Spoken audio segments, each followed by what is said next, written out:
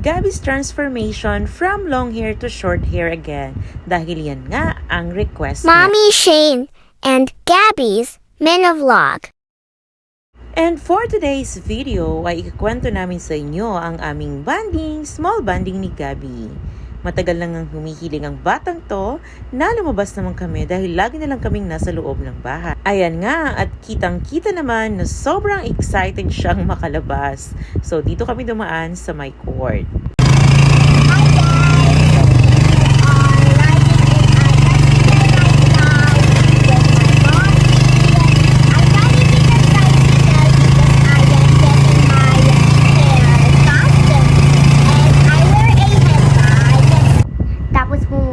Sa Jollibee, tapos binili ako ni nanay din ako ng laruan, tapos umakyat din tayo, tapos excited na ako kasi kumain at i-reveal ang toy ko.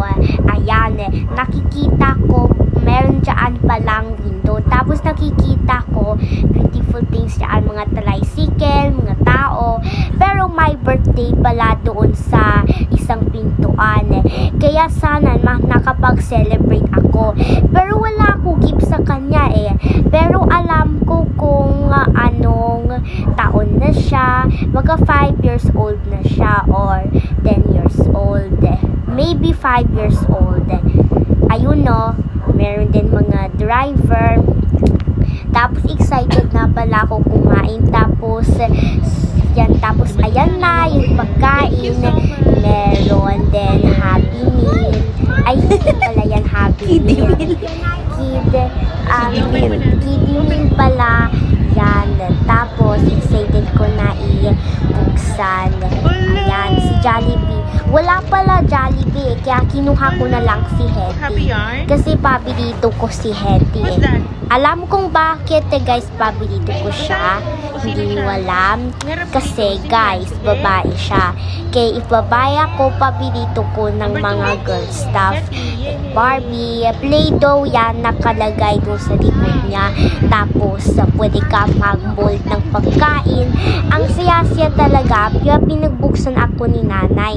Ayan, tingnan mo may mga tao pumapasok doon sa loob ng birthday. Tapos ito naman ako, nasa beauty salon ako, nagpapagupit pala ako tapos hindi na pala ako takot sa lobo at sa blow dryer kasi yung lobo hindi naman yan puputok puputok lang kung pinagrararoin nyo lang. Nagrararo pa ako habang hinihintay ko pa si Kuya Jeff. Ayan na. Tapos ito naman ako, magpapaayos na ako. Ng hair. Tapos yan. Ako ba yan? Opo, ikaw yan. Tapos magpapagupit na ako ng hair. Tapos excited pala ako magpapagupit ng hair kasi after that ikikita ko ang reveal. Magyuyuko ako, sabi ni Kuya. Pero sabi ni Kuya, baka kumpa ng hair. Kaya magtitingin muna ako sa taas ng mirror. Ayan. Tapos kinukomba niya yung hair para maging straight.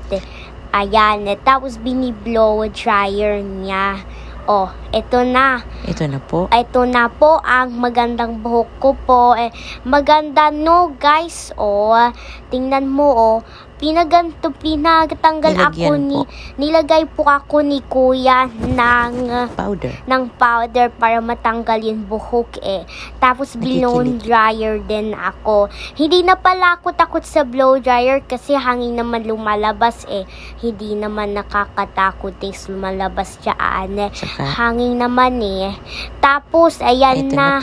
Ito na po ako. Uuwi na po ako. Thank you guys for watching my video.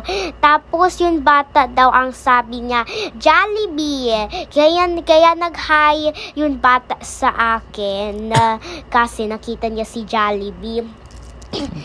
Tapos uuwi na ako. Malapit. Yun lang po. Yun lang po. Bye-bye po guys.